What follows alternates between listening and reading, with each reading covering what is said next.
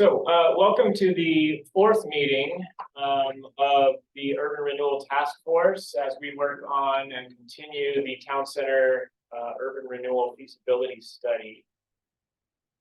I've got an agenda here that I circulated. It's got one small change that I'll point out, and that's item number 2, Urban Renewal in Wilsonville at 30,000 foot view. I suppose that could be 40 or 50 or 10 or whatever, but the idea is anyway that we're going to zoom out for just a moment before we zoom into today. So that's the only change from the agenda that was circulated previously.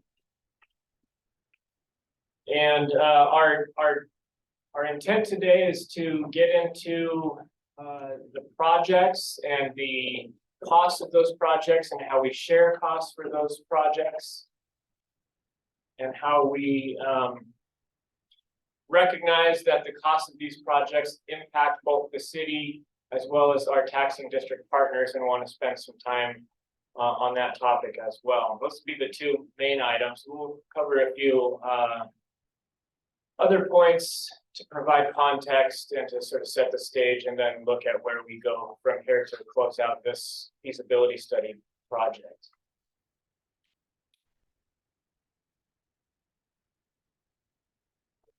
So those in the room have a handout that those joining remotely unfortunately don't have. I didn't quite have the forethought to get it circulated digitally, but I can nonetheless speak to it. The handout is the one that says the year 2000 plan at the top. This is sort of a one-page document that we created in order to highlight some key takeaways from the year 2000 plan, which was just retired this fiscal year and closed out. Collected its last installment of tax increment. And Elaine, would you mind handing me a copy? Actually, I'm going to jump in here, Matt. Yes. Real quick, I apologize, but can we go around the room just really fast and have everyone announce themselves so we know who all is here, especially since our camera view has about that much. That's a good idea. Thank you for interjecting, and please do that whenever. So let's just, I guess, start with Elaine and then go from there. Elaine Howard, consultant assistant. Dick Spence, city volunteer. Nick Poppenook on the consultant team. Matt Lorenzen, the city's economic development manager and project lead for the feasibility study. Susan Myers, Capital Realty. Jeff Schaefer, vice president of Black School Community College. Seth Henderson with Level Development. Pete Katko, City Wilsonville Finance Director. Zach Weigel, City Wilsonville City Engineer. Rival, City Wilsonville Senior Planner. Pat McGuff, Chief Operating Officer, Westland Wilsonville School District. Jacob Fear, Tualatin Valley Fire and Rescue. Sandra Olin, Tualatin Valley Fire and Rescue. I'm Chris Namson, Community Development Director for the city. And then those digitally, or virtually, I should say, Councilor Ackerwall. Sure, I'm Councilor Ackerwall, City of Wilsonville City Council. And I apologize that I'm not there in person. I have a cold, or I have some kind of crud that I did not want to send anybody else home with from the meeting. So hopefully we'll come home with many successes, but not any sickness. So that's why I am virtual today. Thank you. Laura? Hi, Laura Edmonds, Economic Development Manager for Clackamas County. Great. And Alan? Alan Steiger, city resident. Thank you. Thank you for that nudge, Councilor Ackerwall, appreciate that. So the document we have here highlights, like I said, a few takeaways from the year 2000 plan just retired. I want to just draw attention to a few things as we take that high-level view of urban renewal in Wilsonville. It's in bolded font under mission accomplished, and it describes the conditions in Wilsonville before the plan was adopted. It says the most critical conditions of life were related to long-term water supply, wastewater treatment capacity, water delivery system, the lack of a comprehensive storm drainage system, and the existence of an inadequate and substandard street and transportation system. Such blight inhibited and in some cases prohibited the timely development of tax-paying property by the private sector. So as we take this broader view, I guess I would just point out that while this statement was 30 years ago, a lot of what's being described there is somewhat similar to the conditions we observe in town center. We have an infrastructure system that is insufficient to support the development that's envisioned by the city and its adopted plans. So just trying to make that connection there. And then the chart underneath it, I would also highlight, while the tax base in 1990 at the time of plan adoption was 71.3 million, over the duration of the plan, it grew to 572.5 million, roughly an 800% increase in assessed value. And I would go one step further to point out that that's actually doesn't capture the full impact of the area. And by that, I mean to say that the city Urban Renewal Agency released properties from that urban renewal boundary over the duration of the plan, and the value associated with those properties are not captured in these figures. And so 800% would be a low end estimation of the assessed value growth within the year 2000 planned boundary area. On the backside, there's some visuals that highlight some of the projects that were completed, shows the historical as well as the boundary at the time of plan retirement, and highlights some of the key tools that we feel like led to the success of the plan. That the city began revenue sharing with taxing districts before it was statutorily required. That we partnered with the school district and other agencies to bring about projects that benefited not only the city, but those agencies. And then the work of this task force and public engagement generally to make sure that our constituents have a voice in the development and execution of the plan. I feel like that's a good segue into today's meeting. And I would add to it a commitment that if this town center urban renewal area gets traction and gets the approval of the voters in May, we would aim to have similar successes and use some of the same tools for success with the town center plan. Finally, I want to highlight something that was shared with me by our finance director, Keith, who's joining us. And so please correct me wherever I may misstate here. But I just want to sum up sort of the current state of urban renewal in Wilsonville, because again, for context, I think that's important.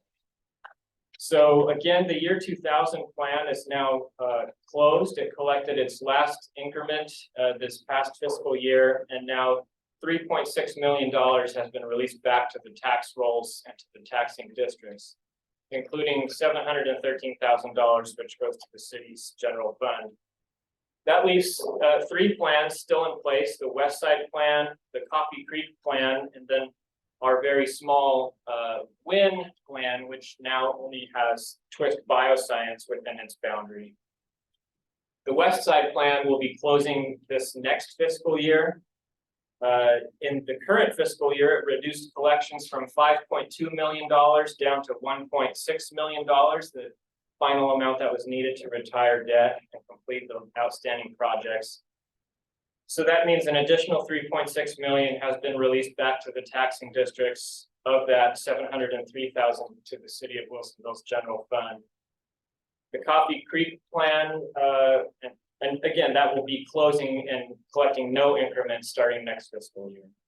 The Coffee Creek Plan is open and still in its infancy. $705,000 in increment have been certified for collection this fiscal year. And then finally, the Twist Bioscience Plan, which was used as a tax rebate incentive to attract Twist Bioscience to the city. That plan area has been certified for roughly $1 million in tax increment this year. It was forecasted at $750,000 in rebate of tax increment, but the investment that Twist has made in that property has far exceeded their original forecast, and so accordingly, the tax increment associated with it, the assessed value associated with those improvements has also increased. That rebate period lasts for 7 years, and this is the first year they're eligible to request a rebate. And after 7 years, that falls off, then that property will be taxed in perpetuity at 100%. So, in short, all 3 open districts represent a total of about $3.3 million in foregone revenue. That's down $6 million from the prior year, or a 65% reduction in tax increment collections. So, all that to say, we believe in the power of urban renewal in Wilsonville, and we also believe in responsible use of tax increment funds and the impacts that they have on both the city and partner agencies. For additional context, we wanted to just review, since it's been a little while since we've met, the main highlights from our previous meeting. Those of you who are virtual, I'm minimizing you now for the benefit of those present in the room. Please speak up if you'd like to ask questions or contribute in some other way.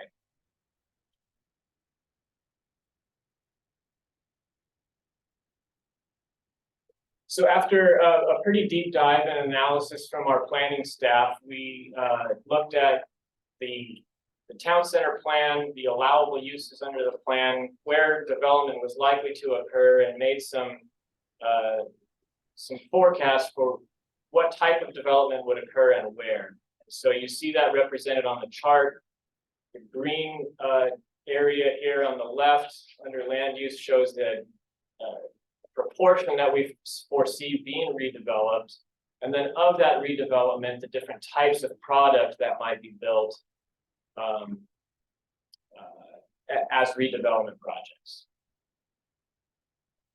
What that translates to in terms of dollars and cents would be tax-based growth or assessed value growth. We're at roughly 0.2 billion or $200 million today in 2023. And with redevelopment facilitated by the construction of critical infrastructure to support it, we see that growing over the life of the plant to roughly close to $2 billion.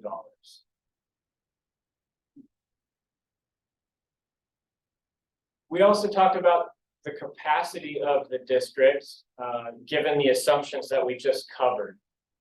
The net TIF collections would be roughly $211 million. That translates to a maximum indebtedness project capacity of $181 million. And if we speak about that in 2023 dollars, that is roughly a capacity of $101.1 million in the spending power of 2023. So kind of the key takeaways here. I have an asterisk down here at the bottom, and Nick, if maybe you could just speak to that real briefly. Yeah, this is showing a 30-year plan, but our current forecast suggests it'd be about 28 and a half years of revenue that would be needed to hit that maximum indebtedness. So you can see in that final 5-year chunk where we're estimating the capacity, it goes up every 5 years until you get to that last one where it drops from 25 million down to 17 million. That's not showing that it expects revenues to miraculously fall in the later years, but just that we don't think at this current forecast that you'd have to collect revenue for the full 30 years to hit that maximum indebtedness.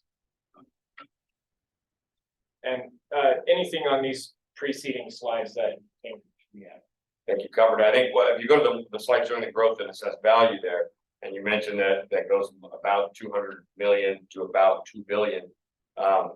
That is very similar from a percentage increase to what you showed on the year 2000 plan. You were to back in the properties that have been removed in the year 2000 plan, instead of 800%, you'd be looking at maybe 1,000% increase over a similar time frame.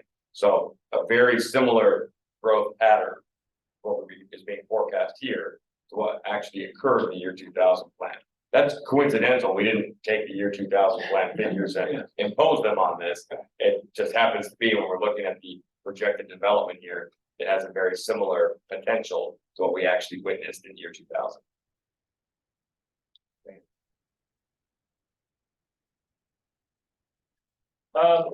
The last item that we covered in our most recent meeting had to do with the documentation of blight. And so that blight could be described very similar again to what I read, the excerpt I read from the year 2000 plan just a few moments ago. But we're talking about an infrastructure system that needs public investment in order to support private development. So we look at this modern day aerial view and you see basically a series of drive aisles, but very few actual public streets, vast areas of surface parking that is an understatement would be to say that this is an underutilization of the real estate in the city's town center. We also have made mention, and you've not seen this graphic until now, but I wanted to present it today. We've spoken about underground utility relocation and the complexity of that, and we've described it as a bowl of spaghetti. And so this is what that spaghetti looks like today.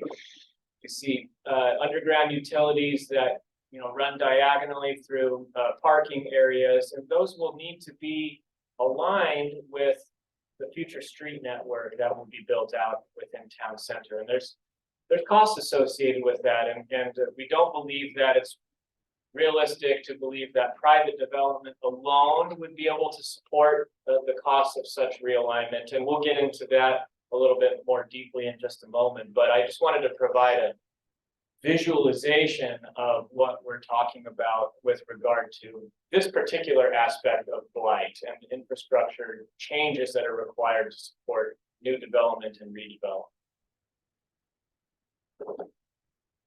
I'll just underscore one more time, and we'll be referencing this page a couple of times, probably more than a couple of times as we talk about projects, but this is a conceptual rendering of what a future build-out state might look like. The code that implements the town center plan has connectivity requirements and public rights-of-way dedication requirements. They might not all look like this, and the development pattern that occurs might not look like this, but this is what it could look like, and this is a fair representation of the level of density that's foreseen in the town center plan. Oh, that wasn't supposed to be there. Well, let me get the appropriate document out.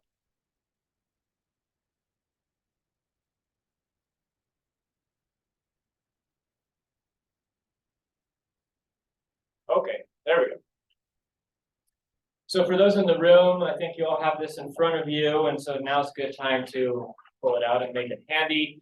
I'll leave this up on the screen for those who are remote, but if you have a copy that you can put up and zoom to your preference, that's also, of course, just fine. And Matt, sorry to interrupt. Is Yes. this we're still on the slideshow for the Zoom? I wonder if you have to share another you might need to share another browser window or something. Perfect. Thank you for letting me know.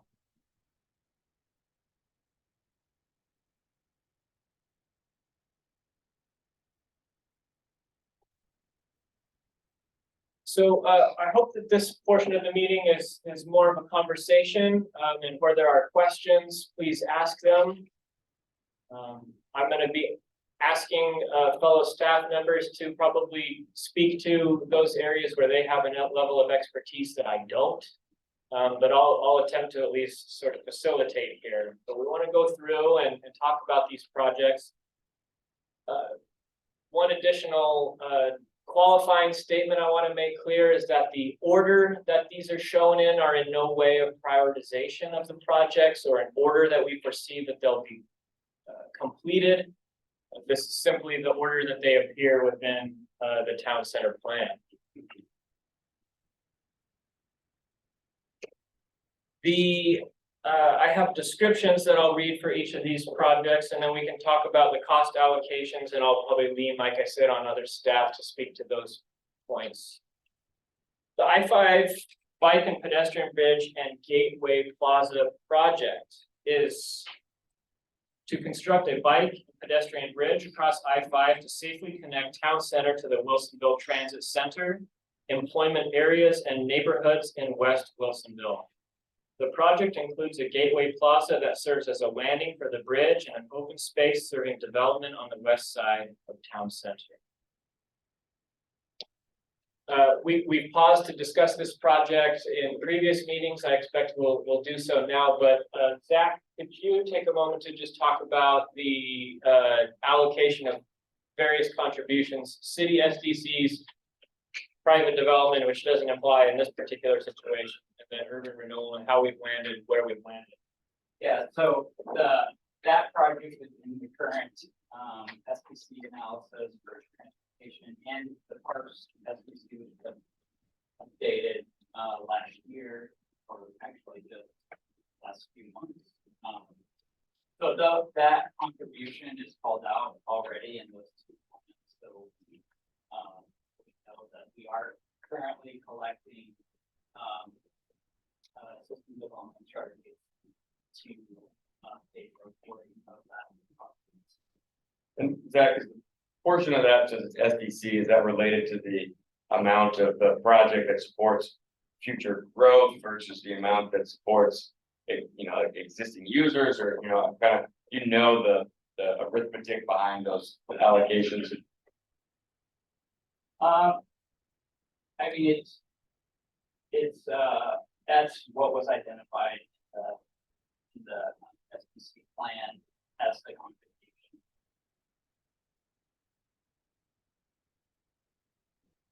Hey, Matt, could we ask a huge favor? If somebody's off camera, and they're speaking, whoever just spoke just a moment ago, we could barely hear anything they said. So if somebody's gonna speak on that in the room, could you guys actually speak a little bit louder? Yes. I know there's only a few of us out here, but if that's possible, thank you.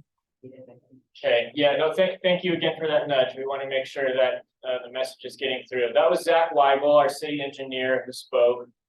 And the question was basically, how do we land on these figures? And again, correct me if I'm misquoting here, but the city collects SDCs associated with private development, and at the time of private development, and allocates those with an SDC plan and capital improvement plan. And these are the figures that the city has been holding as part of that adopted plan in order to contribute to the cost of the construction of the bridge. Did I get that right? Yeah. Can I ask just a quick question? Is that existing balance that your SEC program has, or is this assuming development in the future that's going to fund that? A little bit of both. There is some fund balance right now, and then, but for most of these, or all of these, it's really about collecting as we go. Okay. Yes, please. Or yes, I will. So the question was from Jeff Schaefer of CCC, Clackamas Community College. Are these funding allocations that we see, and specifically with regard to the bridge right now, is that an existing fund balance in the SDC fund, or is that forecasted revenue? And Zach Weigel, city engineer, responded essentially, it's both. We have money already set aside, essentially in the savings account, as it were, but there's also a portion of this 10 million and 2 million that is yet to be collected, but which is forecasted to be collected in the future. Okay. Further questions about the bridge and Gateway Plaza project? The city currently owns a portion of the land where that is, correct? Correct. This represents only the improvements to that area, or is there additional land the city's gonna have to coordinate dedications for? And where Question is, The city owns land, yes, that's correct. Will there be additional right-of-way or land acquisition required in order to complete the project? So on the east side in Town Center, all the acquisition is done. On the west side, we are in the process of acquiring some easements, a little bit of additional right of way for the bridge approach. So Zach Weigel, city engineer, responded that the east side acquisition is complete. The west side, there are still some easement acquisitions and other real estate activities required in order to complete the project. And those costs are baked in here? Yes. So I'm gonna ask you a question, and when you say yes, they're baked in here, can you clarify? They're in the transportation SDC. Cost. Okay, transportation SDCs would be used to secure the property on the west side of the street. Yeah. Okay, One more piece to kind of fully flesh out that picture then. Yep. Can you remind us what % design we're at for that project? We are at final, we are construction ready. Okay, so those design costs are not included in these figures then. That's already done. Thank you. sounds like everyone heard that response. Okay, thank you. Let's move to the Main Street project. You can see 3 subcategories or sections underneath it.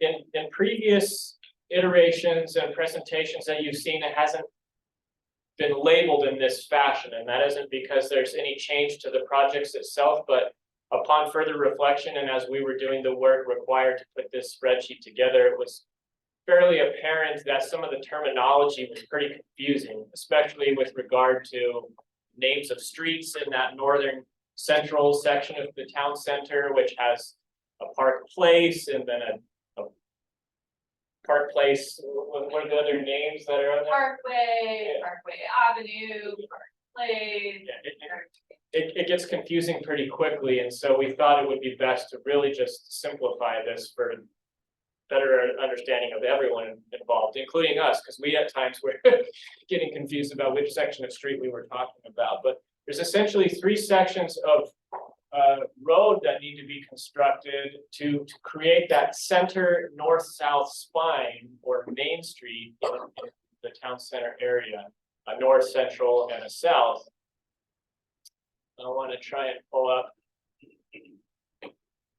So the area we're talking about, or the road that we're talking about, is this north-south road here.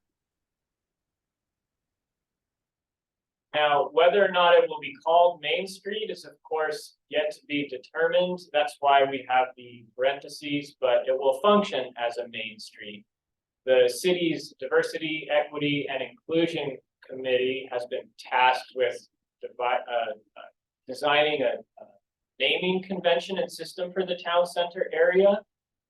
And so we recognize there's a distinct possibility that Main Street will be called something different. Can you go back to the map and show us where north, how it's divided?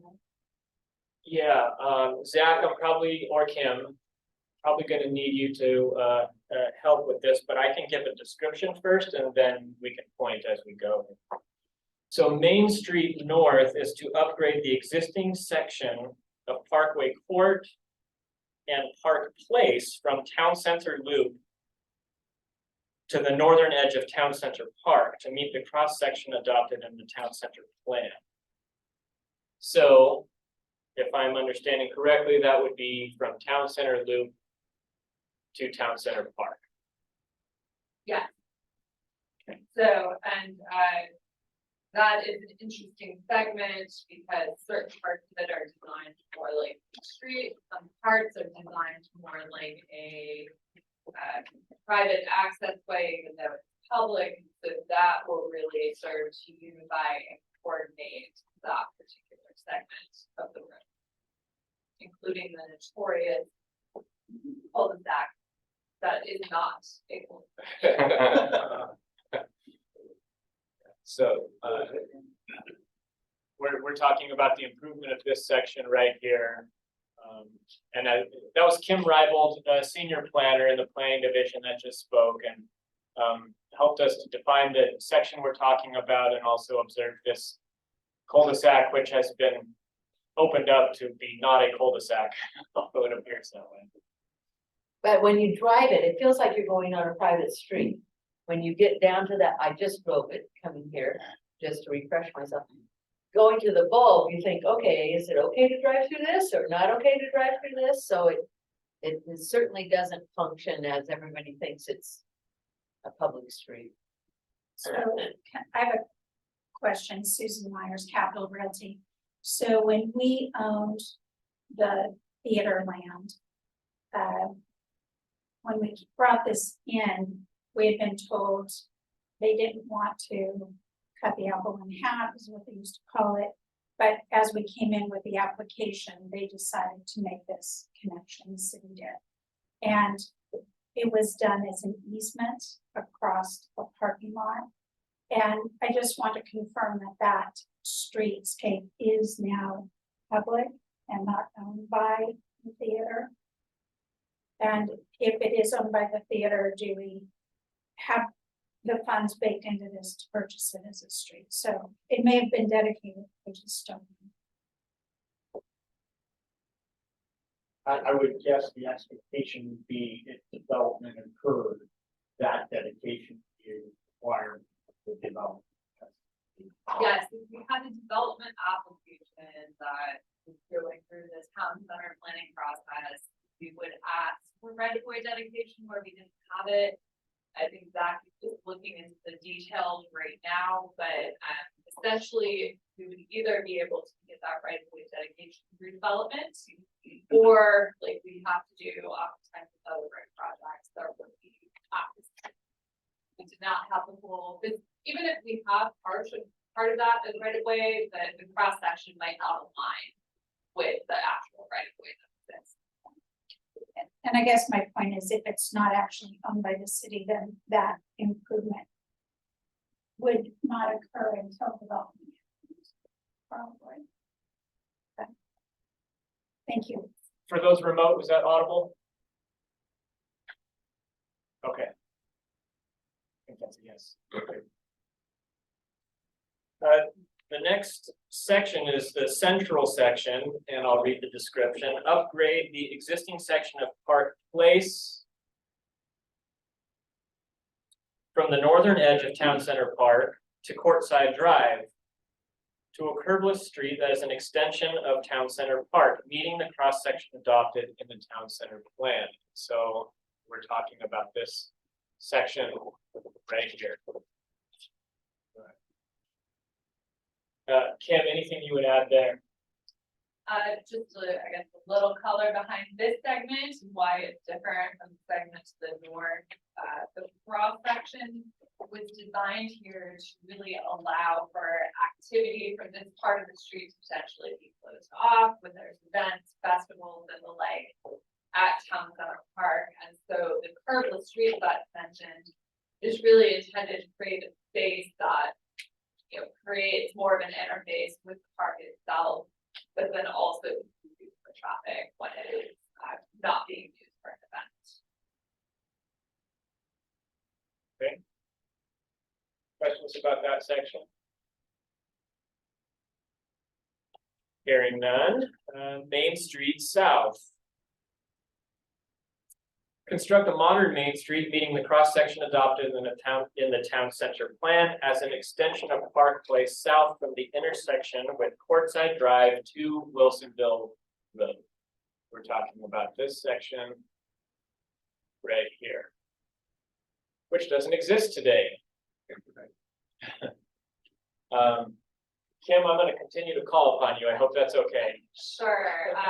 So this really takes what right now in part is an existing drive aisle that serves the retail development in that area. And formalizes that connection, which is really a key component in creating that connectivity to the center part of town center, as well as, providing, provides additional access that really helps create that backbone of the development of the digital town center in a place where there is not currently a street. I have a couple of questions. What type of development is envisioned along that main street? Great question. So this is really where the town center plan, the town center plan allows for a variety of uses, but there is specific policy guidance, both in the plan and in development code, that this is segment along the main street where you would have active ground floor uses, ground floor retail, things that really create a walkable environment center of activity that we heard from the community that really was what we were looking for in town center. So Can we go to the concept now? Yeah. Yes, please. Sorry, I guess I already made the point of what does or does not exist.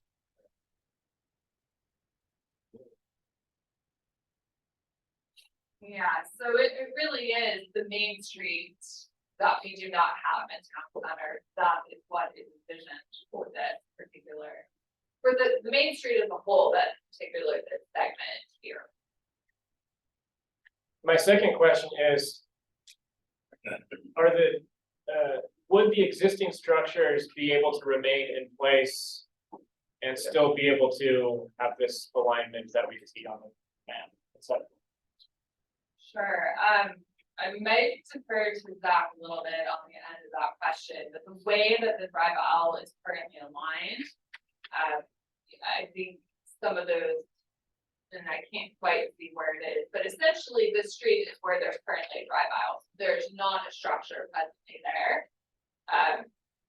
There are some structures to the west of where this main street is presently.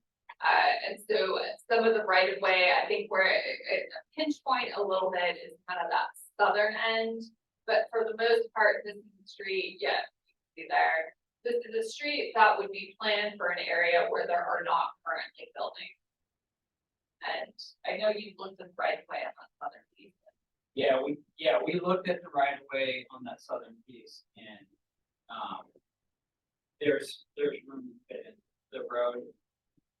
It does get tight as you get down to Wilsonville Road between the Wendy's,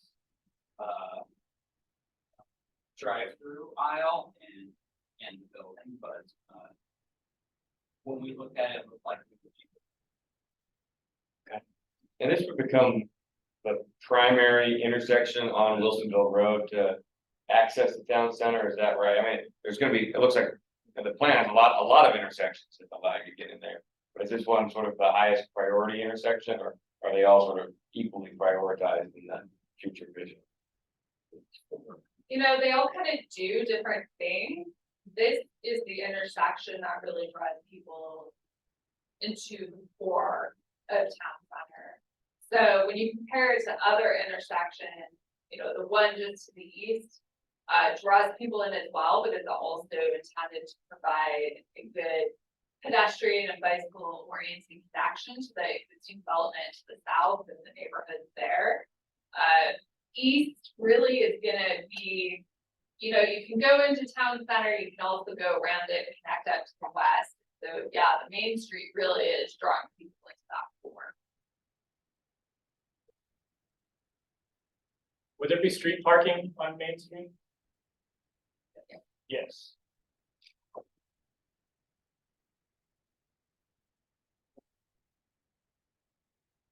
On the sides. Just to the right.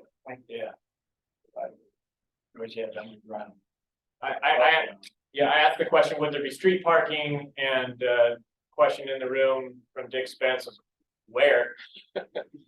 And the answer would be parallel parking on either side of the two-way traffic. Okay, we'll return to our spreadsheet. Any last questions on Main Street.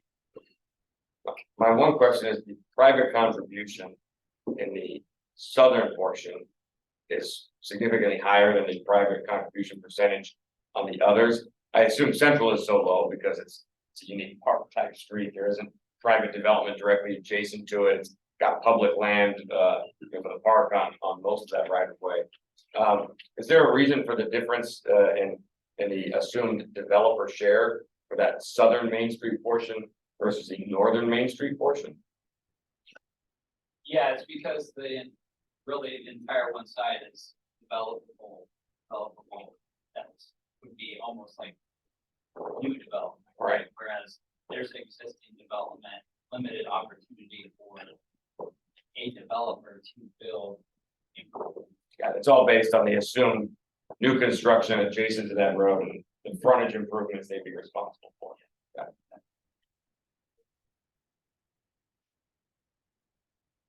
Okay, let's move to Courtside Drive. It has both an east and west section. The east section is described as an upgrade to the existing section of Courtside Drive from Park Place to Town Center Loop East.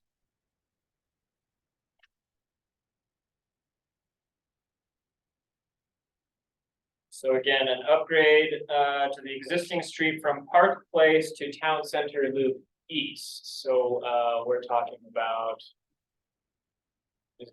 from here eastward. Even the intersection, the Main Street intersection, Okay, okay, from here. where there's the East. Okay, thank you. So this is the section we're talking about there. Adding a two-way buffered bike lane consistent with the cross-section adopted in the town center plan. So we've heard that phrase several times as I'm reading these descriptions, consistent with the cross-section adopted in the town center plan. One of the appendices to the town center plan is a streetscape plan, which calls out cross-sections, right-of-way widths, allocations to bike and pedestrian infrastructure, as well as vehicular right-of-way. So when we're talking about consistent with the cross-section adopted in the town center plan, we're talking about consistency with that appendix that calls out the street cross-sections for each of these streets and types of streets. Courtside Drive West is described to construct this section here. An extension of Courtside Drive, meeting the cross-section adopted in the town center plan, west from the intersection with Park Place to Town Center Loop West. Is this right of way here, or is that not right of way?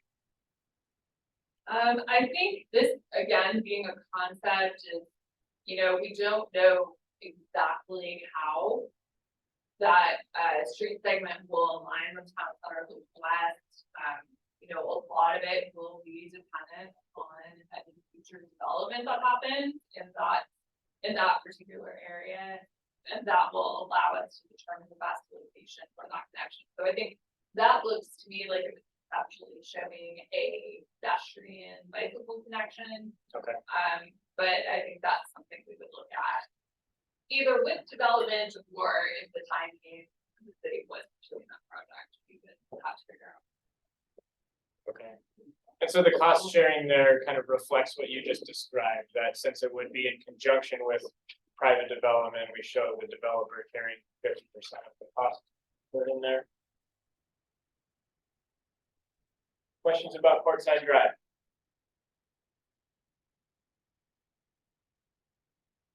Okay. That brings us to Wilsonville Road intersection improvements. And again, this is slightly different terminology, I think, than was used in previous iterations of this presentation, but we've tried to clarify and simplify where possible. Described as modifying 4 intersections along Wilsonville Road to accommodate anticipated growth and provide improved multimodal connections into town center. Well, we just saw those, but I'll pull up that concept plan again. So this intersection exists. This intersection exists. Is am I correct? This intersection also exists. Okay, that's Rebecca. This one does not. So we're talking about enhancements to existing intersections, the creation of a new intersection. Right. So one thing that I had intended to say at the outset of going through the project list that seems appropriate to mention now is that this project list is a multimodal comprehensive system with constituent parts, any of which, if removed, would cause strain on other components of the system. And if enough were removed or reduced in scope or eliminated entirely, could effectively break the system. So the town center plan, while we focus a lot on this image and the infill development, the infrastructure aspect of it is really critical. In order for this development to occur, for traffic to flow, for pedestrians to be safe, bicycles to be safe, each component shown here is quite critical. And I would say that these intersection additions and improvements would meet that description especially.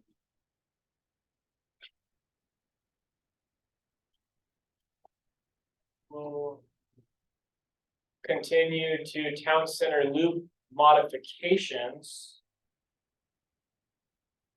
To modify the road to meet the cross-section adopted in the town center plan, including enhanced sidewalks, bicycle lanes, and stormwater management facilities to serve development.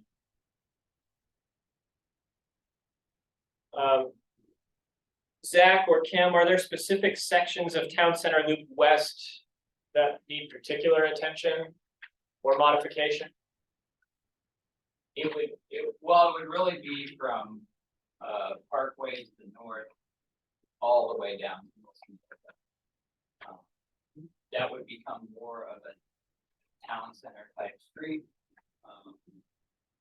2 lanes or 3 lanes at the center line median still, but generally a 2-lane with on-street parking and wide sidewalks. Okay. And I think that's why we landed on the word modifications. We're talking about changing the nature of this street and its cross-section to better accommodate multimodal transportation and to sort of create and support the development pattern within the area. And the Town Center Loop West area, again, as Zach described, it was from Parkway Avenue in the north, following along the Loop Road all the way to Wilsonville Road. Questions on that project? The cost sharing.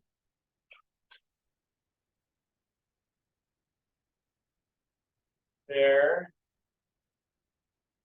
of $3.3 million, looks like 30% from city SDC, 70% to Urban Renewal. Zach, is there any additional commentary you can add to that cost allocation? Yeah, well, just because it is I guess what we would refer to as a road diet, there's not a lot of that require of a developer. Okay, so just to repeat, the cost allocation there is basically reflecting the fact that there's not a lot of the cost that could be reasonably imposed upon any private development. And so the large chunk of the cost, or the entire cost potentially, would fall to the public sector to solve.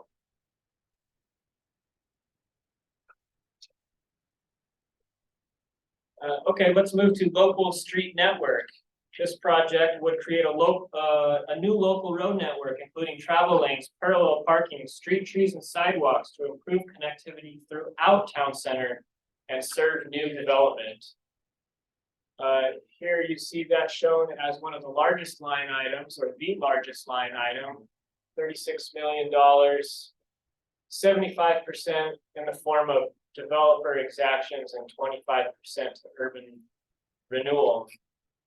The network we're talking about is basically everything that you see within the larger loop road and the center main street. All of these supporting streets, as they're called in the town center plan, would be built in conjunction with new development and redevelopment. And so accordingly, we would envision that the vast majority of those costs would be assumed by the developer, but because the block sizes that are called for are quite small, and in some cases, redevelopment opportunities may require construction of right-of-way and dedication on right-of-way on multiple sides of a development project, those costs may become quite onerous and preclude the financial feasibility of a project. And so we've shown 25% potentially coming from urban renewal to support the developer's own expense to build out the local interior street. Questions on that? I have a question. The existing court side that goes from the park that connects to Town Center Loop is being changed to a pedestrian plaza. Does that fall under this category, or where's that at? So it runs from there, that, This section, converting that from a public street, which it currently is, to a plaza. yeah, that's actually a separate project from the local street now. And so it's coming up. We haven't come across that. Okay, thank you.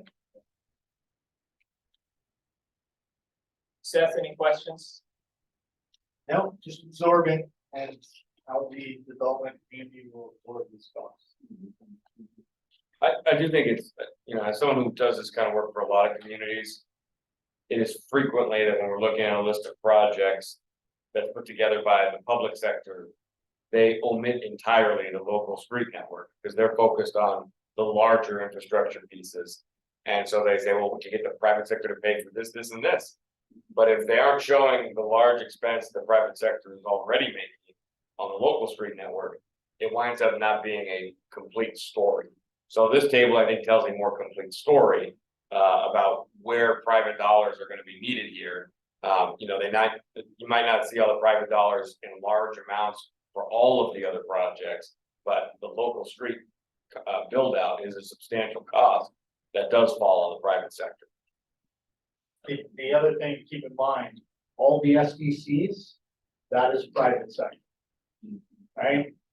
So that whole 2-column section is what the developers, and that this also does not incorporate any dedications. So you go and purchase the land and then you turn around and dedicate that land to the city.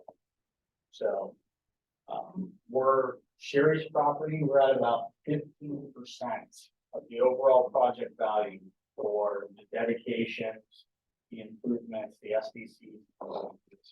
So it's substantial.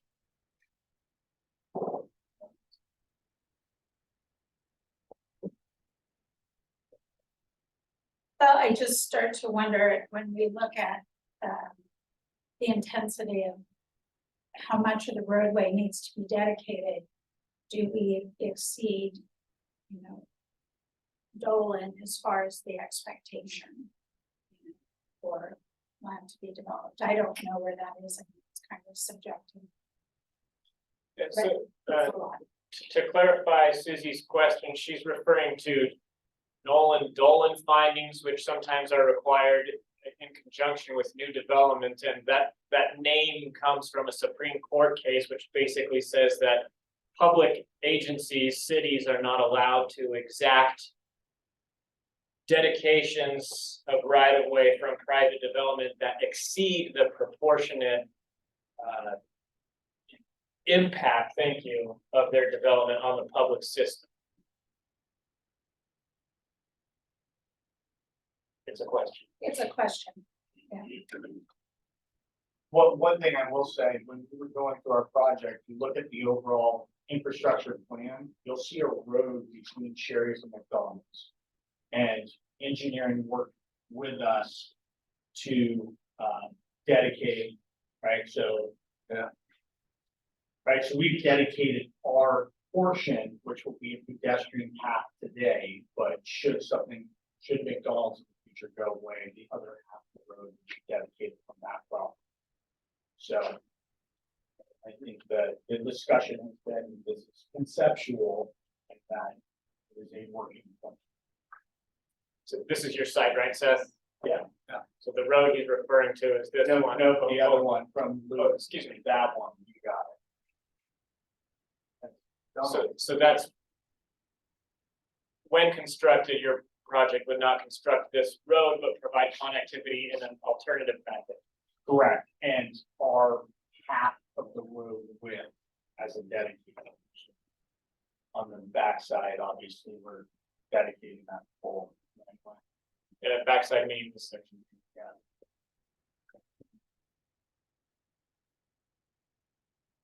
Questions about the local street network?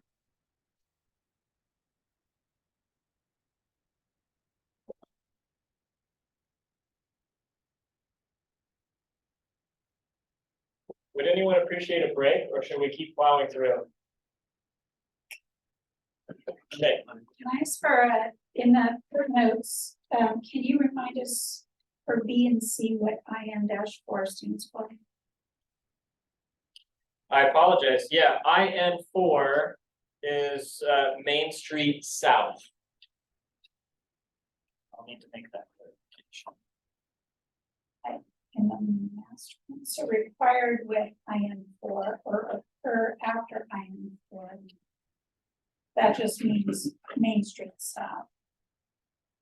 Right, and so the intent behind that is that. As when we looked at that diagram, that when you construct that new segment of the future Main Street, you have to construct that intersection with Wilsonville Road. And that sets off these other requirements to look at how the other streets are functioning, so they really go hand in hand. Likewise, the items like my C, which is Town Center West, that modification does not happen until you have the capacity supported by the construction of that Main Street to provide access to the interior of the center. So that this speaks back to Matt's point about the interdependency of these projects. There is, to some degree, a sequencing that is built in by virtue of when certain things happen. I was gonna ask, being that some of these are tied to specific parcels being developed. Was part of the discussion today prioritization? Has the city already prioritized? Is this list in any specific order? Yeah, thank you for the nudge there. Of course, you're the task force and this is open for debate and discussion, but as we talked about the concept of prioritization, it seemed a bit like a fool's errand in the sense that we don't know what will develop or when.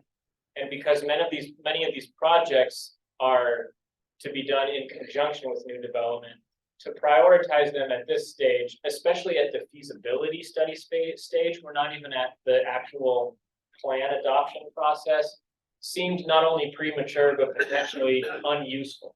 Okay. Yeah, to add to that, I think. The next step from this process, after there's, support in a direction from this task force, would be to ask the voters for their input on it. And the information that goes to the voters is not going to include the prioritized ranking of all the projects, but would be the total maximum indebtedness and what the overall list of projects, categories of projects are. If the voters come back and say, yes, we like that, then an actual urban renewal plan would need to be put into place. That plan will include a finance plan that does show specific projects funded in specific years, non-binding, but there will be some prioritization that goes into that plan, but that would come after the public vote. So kind of pushing that decision down the road a little bit. So looking at the cash flow and how to allocate those to specific projects Comes later. years down the road at this point. There will be a preliminary version of that in the plan because you have to have that in order to show that it's financially feasible. But that cash flow in the plan is non-binding, and it is the annual decisions. Yeah. By the city council or by the urban renewal agency on, okay, what cash flow actually came in, what development's been occurring, and which project do we want to fund this particular year, so. And I think especially in this plan, a lot of that is going to depend on when that public development occurs and where.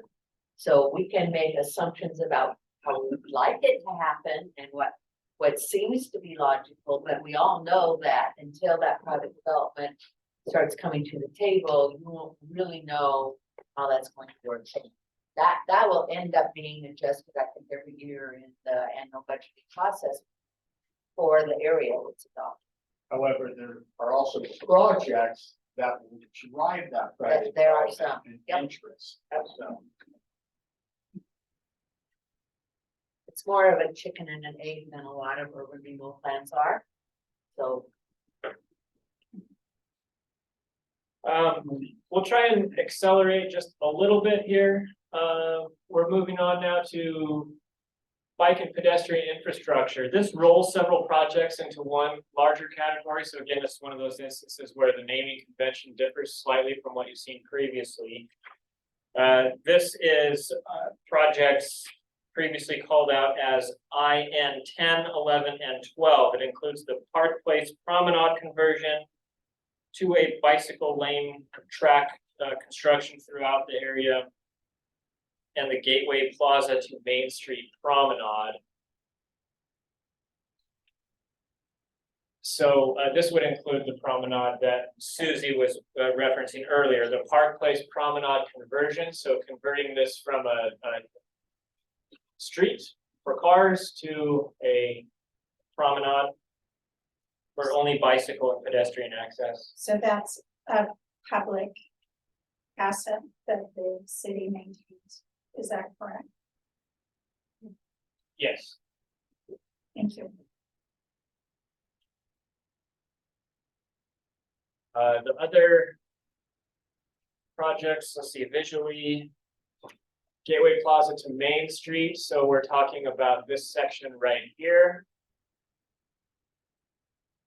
And then cycle tracks between the I-5 pedestrian bridge and Memorial Park. So cycle tracks to create connectivity between the bridge landing and the plaza and Memorial Park located down here.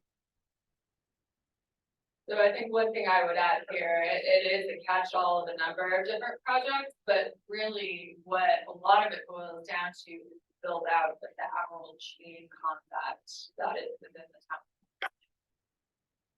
And connecting those three.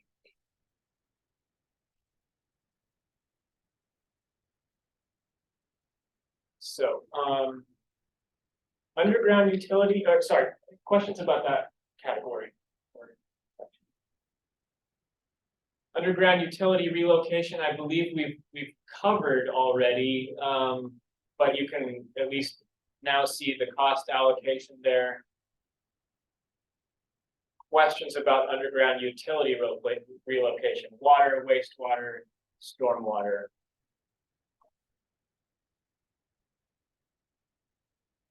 It's the single largest. It is. And from a private development standpoint, does that square with what you would expect? It is a significant amount. Go look at the spaghetti run and aligning those with the street system that eventually will be installed, right? Yeah. Wow.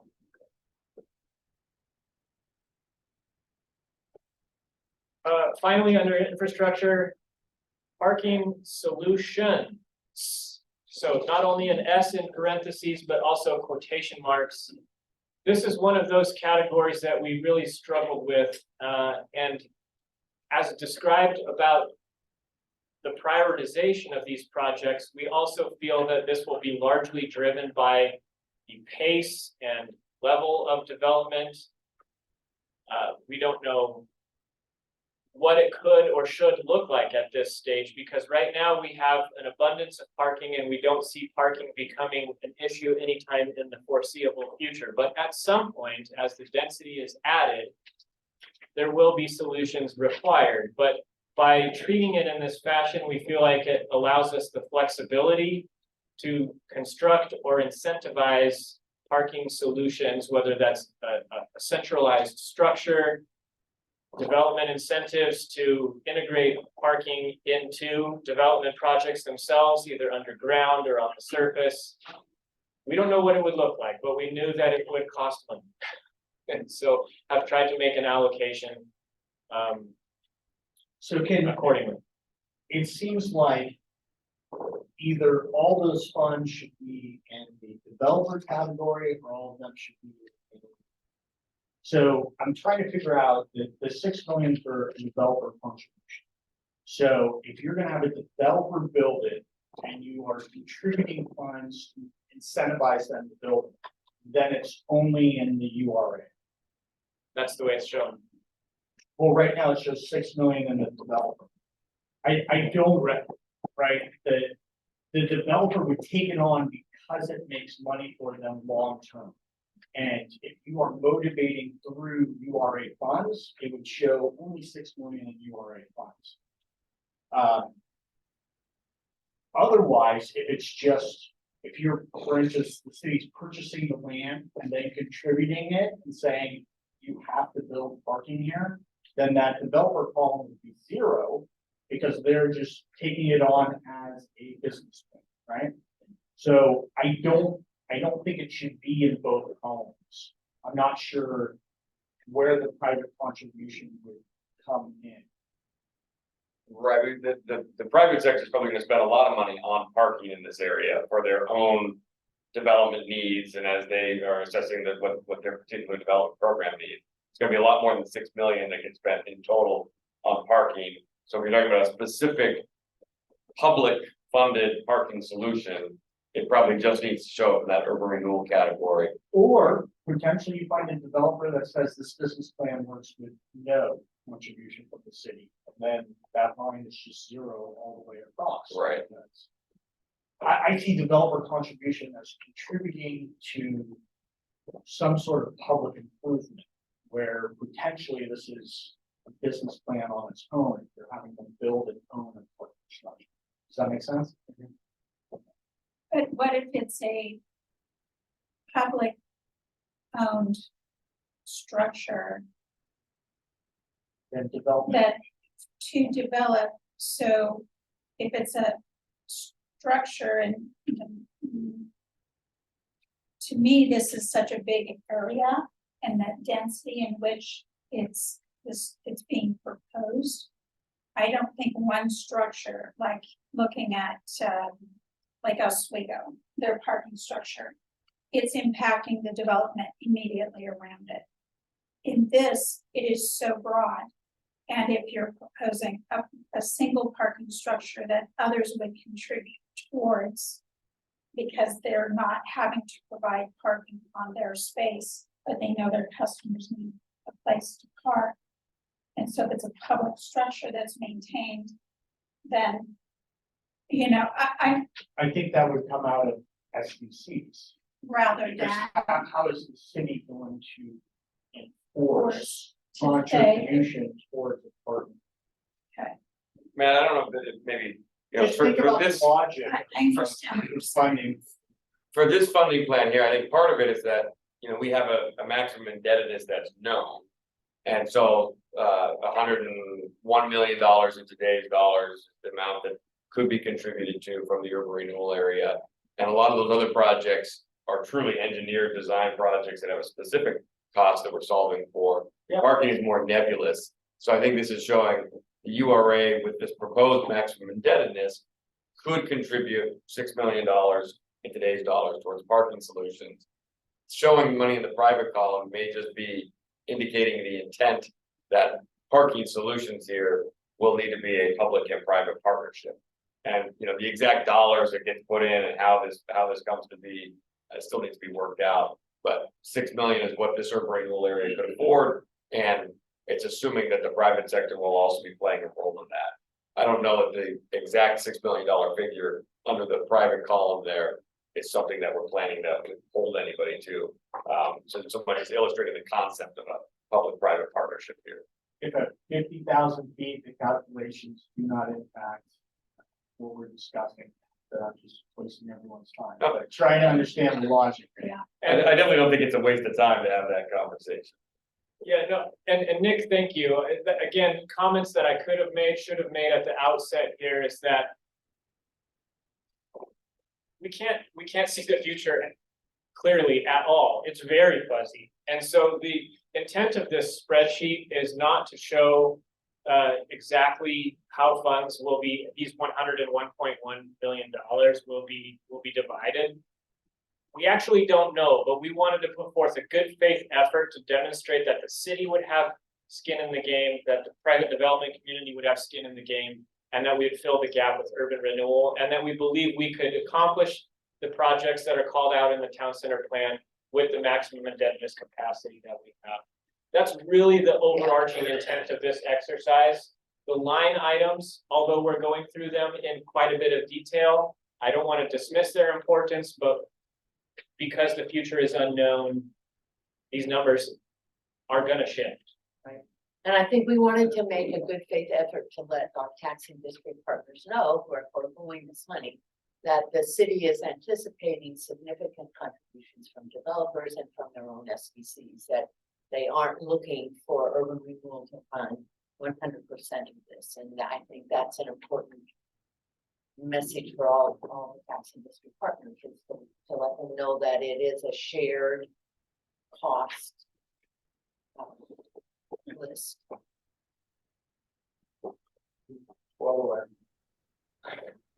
So Matt, that actually takes me, and I apologize, I do have to drop off, but that actually is a great segue into, I would like to remind, I'm going to abstain from any vote on recommendations, just also because I can't finish hearing the rest of this discussion today. But also my encouragement to take this before the Board of County Commissioners as soon as you can, since this is financially impacting Clackamas County. And I think them being made aware sooner than later would be probably a very good idea. Elaine, can you speak to that? I'm sorry, but I didn't understand it. Laura was encouraging the city to bring this spreadsheet, this plan, this list of projects, the impacts on taxing districts to the county commission for their review as soon as possible. This is in the feasibility study phase. Typically, we don't go, I think your representation here is part of that. So we typically don't do that. If the county commission requested it, then you certainly could. My experience with the county commission is they have asked not to be told about a lot of urban renewal things up front. So we can certainly coordinate on that, and if the county commission wants to hear it, I think we can certainly make that happen. At what point, if any, would we brief the county commission? Usually the county commission, it's briefed here, right? And like the other task force members take this back and talk to their own district. So they're being briefed as part of this process. Yeah. And, Laura, going back, the formal briefing occurs when you have an urban renewal plan and you send it out to the taxing districts for their input during that 45-day consulting input process. So that would happen after an advisory vote, as a plan is drafted and the full plan is presented. That's when that formal presentation normally occurs with the Clackamas County Commission. Is that helpful, Laura? That is very helpful. Thank you for that clarity. I just wanted to make it on, make note on record that we're having that part of the discussion. Okay. Thank you so much. Great information today. Thanks for your participation. If you need to bow out in the next bit. Okay, this moves us to a category of expenditures that we haven't really discussed in any length anyway, and that's fallen under economic development programs and projects. This $19 million line item represents, let's see, D I've shown here, property acquisition and disposition, purchase options, associated costs, brokerage fees, closing costs, legal services, etc. I've talked a little bit about this in previous meetings. I'll take the opportunity again here. We've seen no fewer than 3 recent redevelopment opportunities occur. Properties coming on market within the town center area. One of which has been on market a long time, 2 of which are more recent. And in each of these instances, due to market dynamics, we're seeing a situation where we're getting interest in acquisition, but only from those who would seek to complete a project that is not well aligned with the town center plan. In other cases, we're just seeing one key property languish over a period of time. But in each of these instances, you have sellers that want to transact as soon as possible, but more visionary buyers that are not able to close on a transaction within the expedited timeline because they have a lot of due diligence to do, which takes time.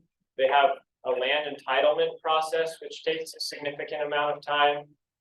And all that together could take 12 to 18 months, and a seller that's saying, I'd like to close in 3 or 4 months. It's a difficult dynamic.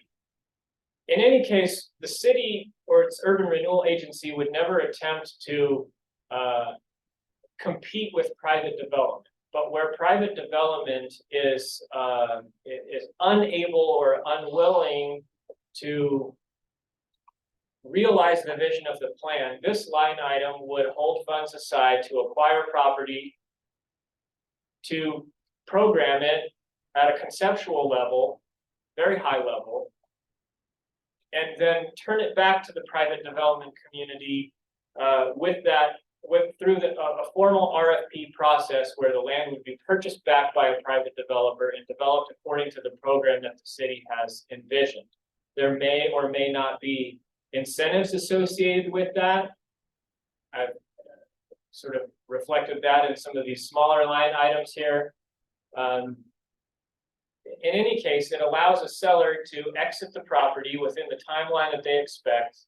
And it allows the city to play that intermediary role to program the property in alignment with the town center plan, and then turn it back to private development on that timeline that is more comfortable for them for acquisition by the private side. Therefore, this $19 million theoretically could represent one transaction, but we hope that it represents many transactions because there will be both an expenditure, a short hold period, and then at time of disposition, income comes back to the agency that could be recycled for the next acquisition if required or needed. And so while we don't expect this $19 million will be recycled at 100%, we do think that it will be able to be used multiple times throughout the duration of the urban renewal plan. Discussion, questions? If that 19 million just represents the delta between the purchase and sale price and any due diligence done, that represents 40, 45 million, 50 million actual purchase power. So that is substantial. And then, as you and I discussed, having seen cities purchase sensitive properties and then sit on them for 2 decades, taking them off the rent roll, you need to have a very concise plan and say, here's the durations, here's the workforce, here's internally who's going to make this a priority. Because you may buy the property and then the market goes south for 4 years and you're sitting on it. So I did a very sensitive line item managing rent. And I would add, it's a very important piece of this, I think, because like you're saying, the development community they see the easy, they want to take the easiest route. And this is a complex master plan that the city has envisioned and is really invested in. And if the city isn't willing to participate in getting it to happen, I think this plan will languish and it may not happen at all. So I'm in support of this. Some of the development community wants to take it and see what. Yes. When you're talking about bigger institutions, it's hard to get them to buy in. And when they own the biggest 2 to 3 swaths of this area, that's part of the challenge. Yeah, I appreciate the comments. I agree wholeheartly that this fund would need to be used very responsibly and with real forethought, surgically.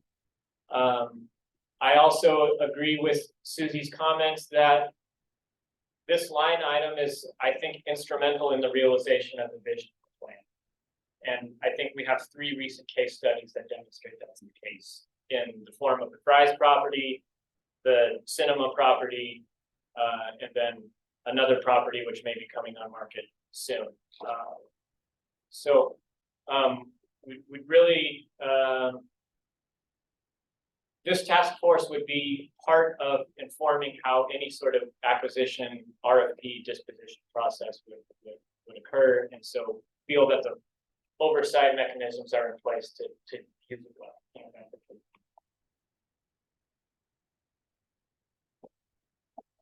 I think that brings us to administration. I guess we could spend a little time on site prep and development and tenanting incentives, but these would be used in conjunction with the larger line there. Administration we've held at 5% and feel that's in line with urban renewal best practices across the state and what the city has done with previous plans. I don't know what further commentary I can add there. Did you have the actual for the 2000 plan? Do you know what that percentage? I don't know enough. He's giving any what percentage basis? I had to get that. Yeah, I'm sure it varied a lot over the years too, depending on how much activity was taking place in different years, so. I will say that is,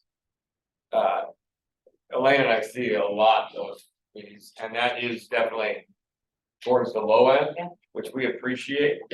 There are certain communities that spend so much of their tax increment on administration. It really limits the ability to get actual work done, so seeing it planned at a level of 5% is a lower level. I mean, it's not there are certain jurisdictions that choose not to pay any administrative costs. But there are others that use it really heavily to pay for admin. And so this is a positive sign for me compared to a lot of jurisdictions we work in. Because the admin does come off the maximum indebtedness.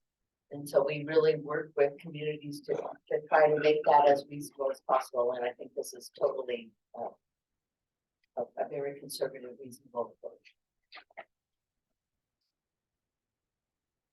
Anyone remote that would care to ask any final questions or provide commentary for the spreadsheet that's currently on the screen? And anyone in the room?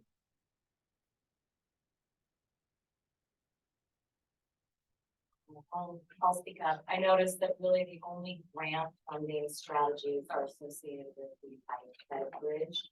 I'm interested in knowing if the city has any intent to pursue other alternative strategies. I think the short answer is yes.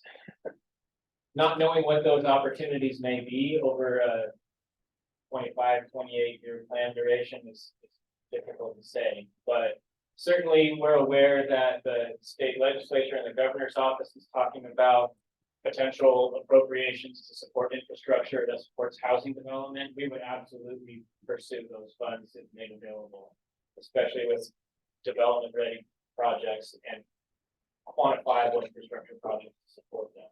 And there's a lot of federal construction. Be nice to see a little bit more effort made to quantify the potential of those, just to offset the impact on. Yeah. what would be the best way in your view to represent that at this feasibility study stage? Or even when if we advance to a plan? Probably just more substantive efforts, like what's available, what would be eligible for this project, what a strategy would be for centers. So documenting existing programs that might be good fits.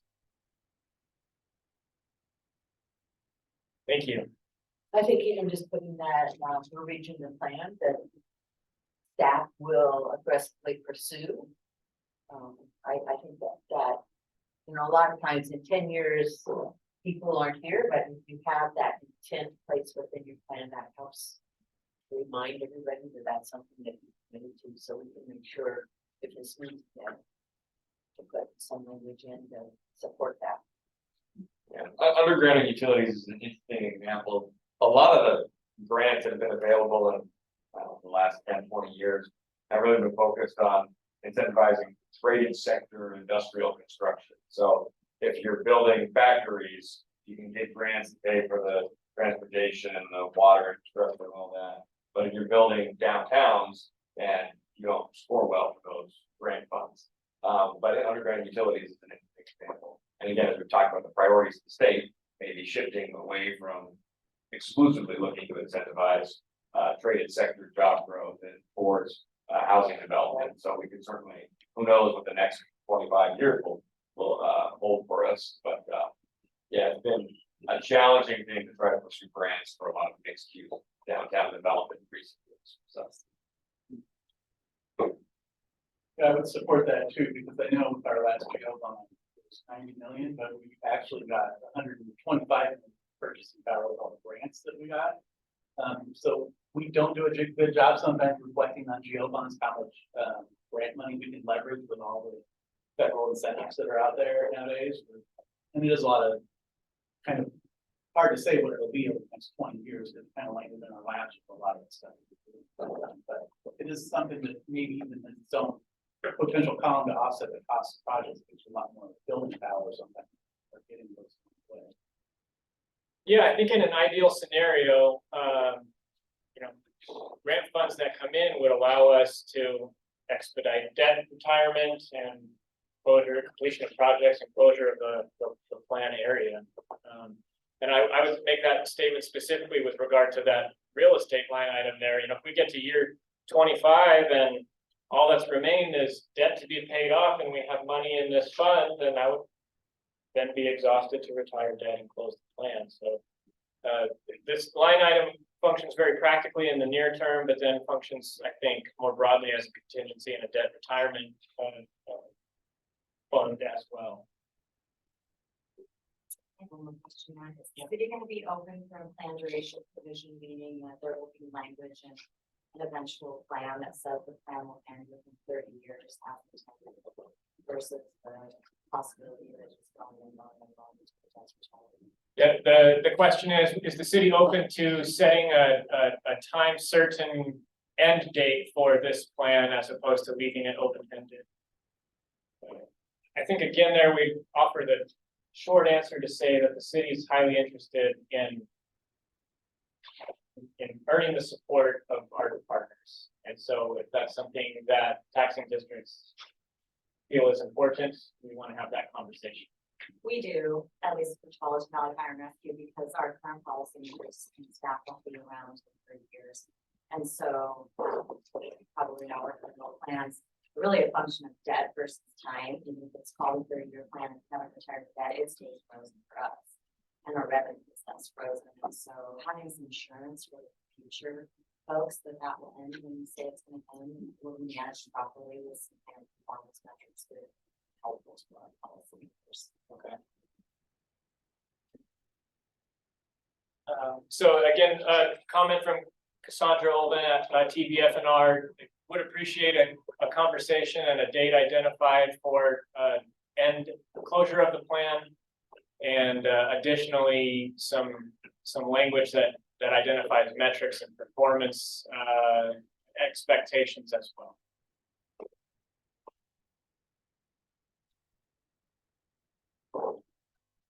Let's see here, we're at 11:36 and we scheduled until noon. We're doing okay. This was an interesting exercise that I asked Nick at Tiberius Solutions to help us with. I just wanted to offer this as one additional perspective on the importance of what we're trying to accomplish. If we look at a 3% growth trend for the existing improvements and property that within the town center boundary area as we've identified it, that line looks something like the gray line. That would be the most modest appreciation we might expect in the area, barring some sort of catastrophic economic event. If we look at a slightly higher projection and tie this to the county growth rate, approximately 4.5%, you get a trajectory that looks like the yellow line. With responsible and effective use of tax increment dollars, there's a lot greater potential for this area in the long term for all affected parties.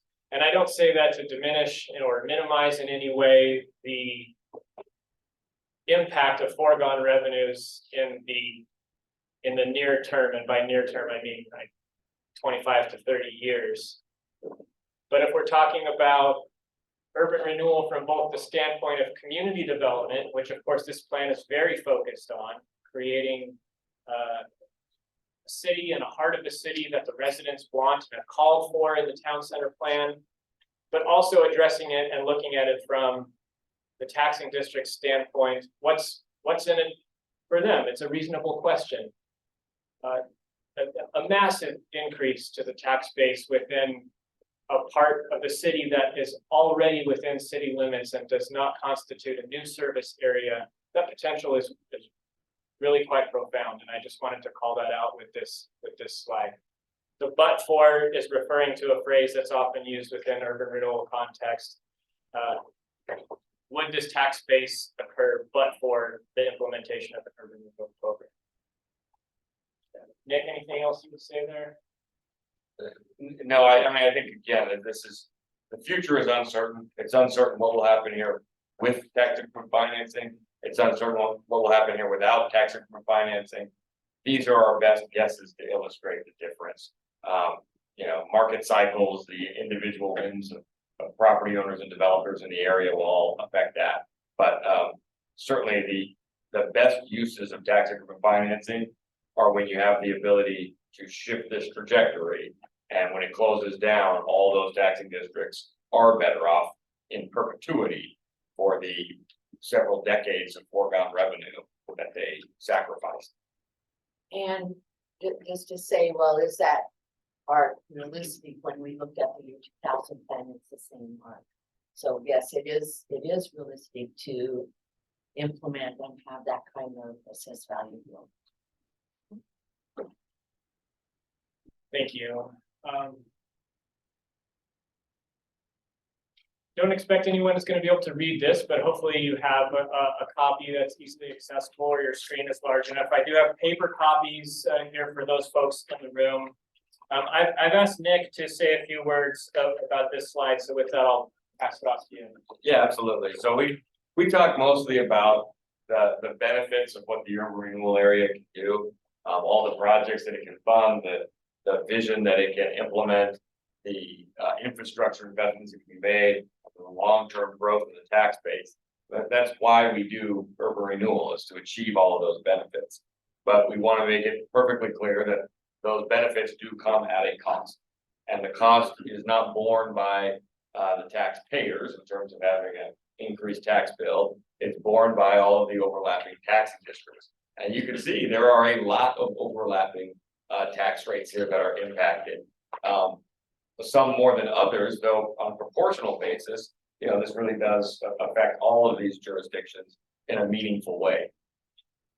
These numbers show our forecast. Again, it's only a forecast. The actual impacts are going to vary over time based on how quickly development happens in the area and what value it happens in the area. A few points we like to make when we are sharing these numbers. These are the foregone revenues.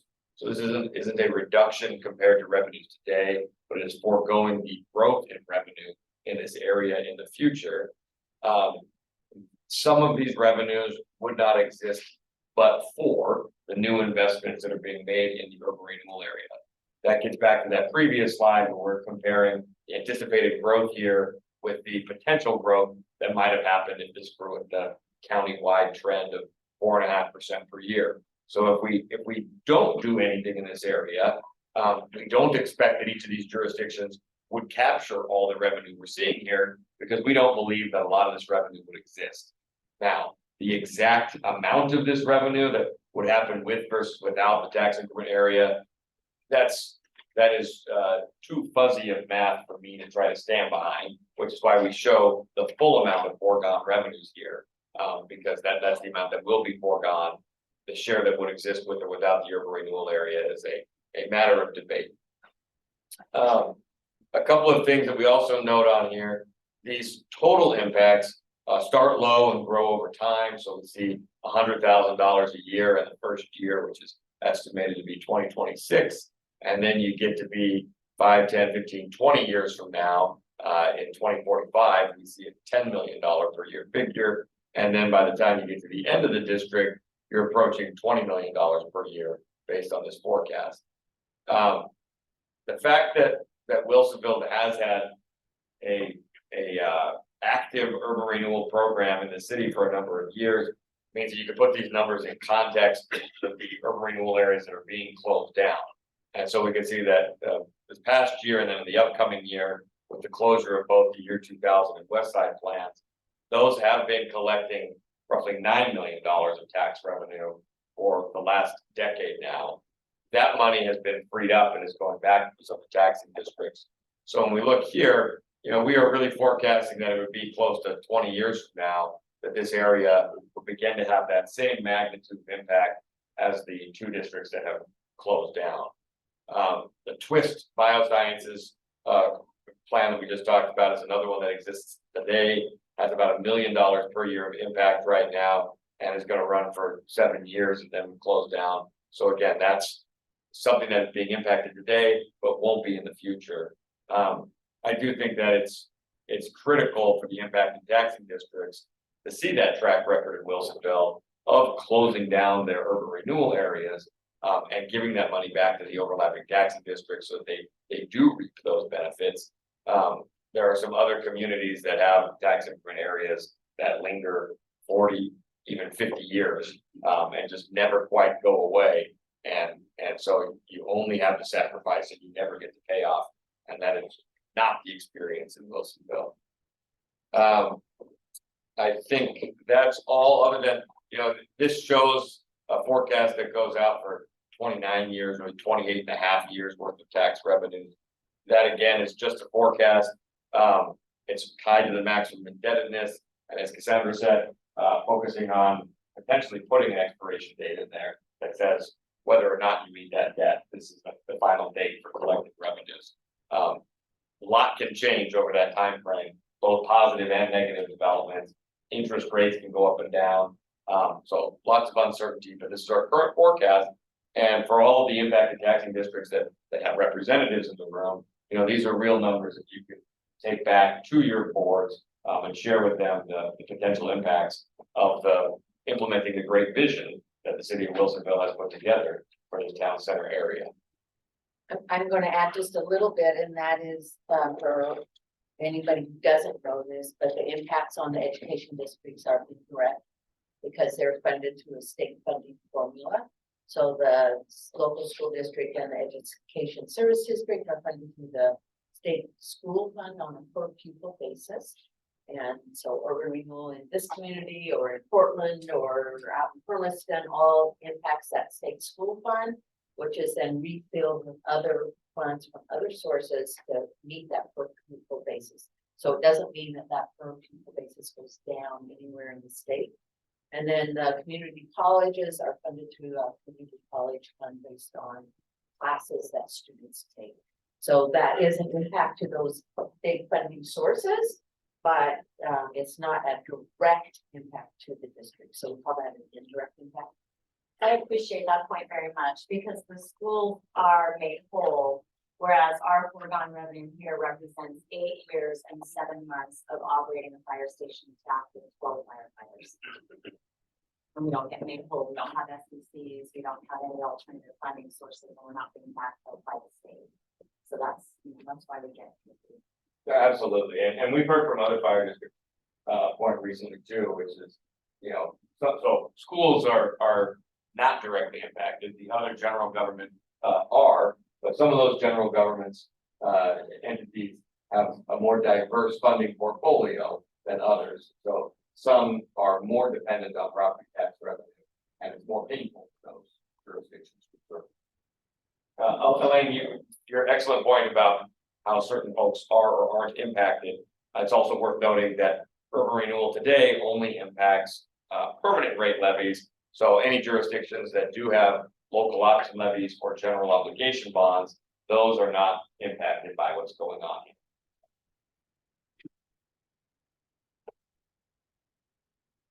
Further questions or comments on impacts? Like one thing might be good, you mentioned taking it to your board, I'm not as concerned, because obviously my district is ginormous and it's a small impact compared to like 5 districts. But one thing that's helpful is maybe to talk about like with the year 2000 plan, getting like what that impact, I think we heard the general fund impact for the city of Wilsonville. If you saw the line of what's coming back on the tax rolls, it's like for me, Wilsonville Town Center just got off the rolls after 50-some years when they built it. And it's like, hey, you're actually gonna see the revenue from the entire, 50-some years of it frozen for years and years actually come on your tax rolls. So you actually see the number.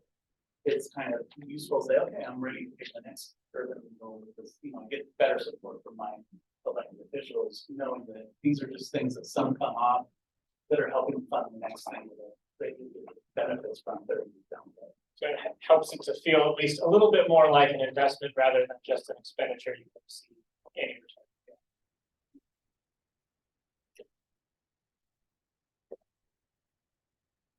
We'll close up the meeting with a quick review of our schedule, where we are and where we're going.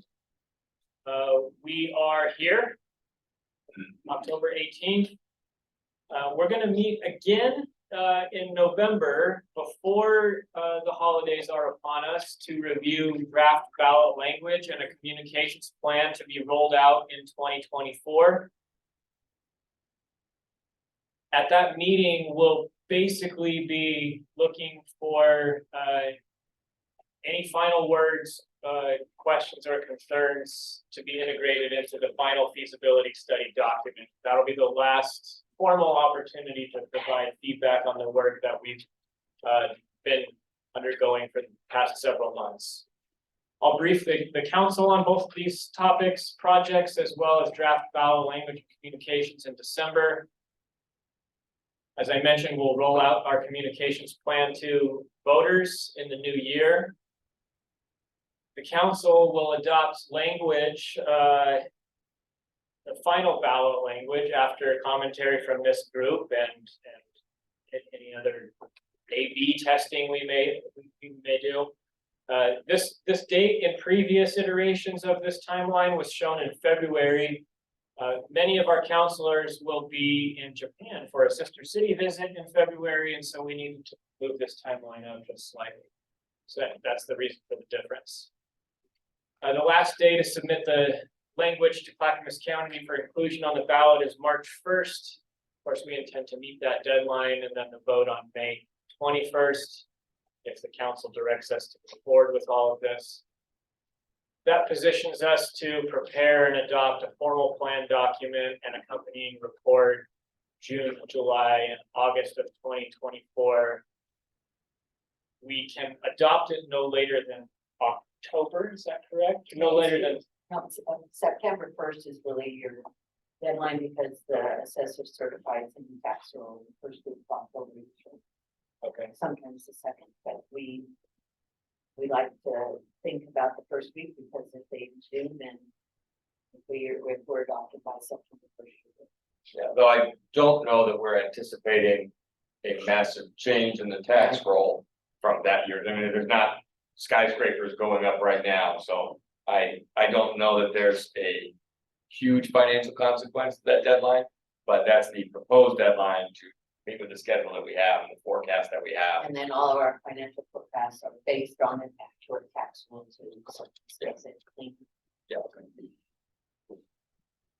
So, please watch email, as I think you all do, to look for scheduling poll for our November meeting. Again, we'll try and get that, scheduled in the next few weeks, hopefully, so we can just get that done before people start taking vacations, leaving town, etc. Do we have questions, comments, concerns for the good of the order before we call it a day? Councillor Ackerball, anything to impart before we log off? Well, I just wondered if, you know, I've really appreciated the questions and the comments, feedback that we've gotten along the way throughout the meeting today. I think there's been some excellent points raised and questions, thoughts.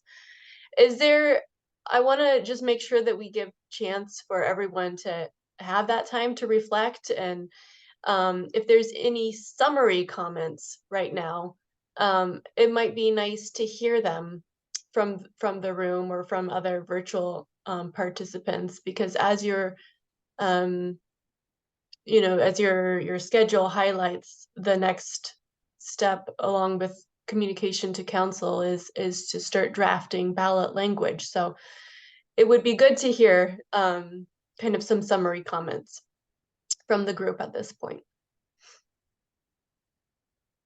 Wants to start? Seth, you're never bashful. What are your summary thoughts?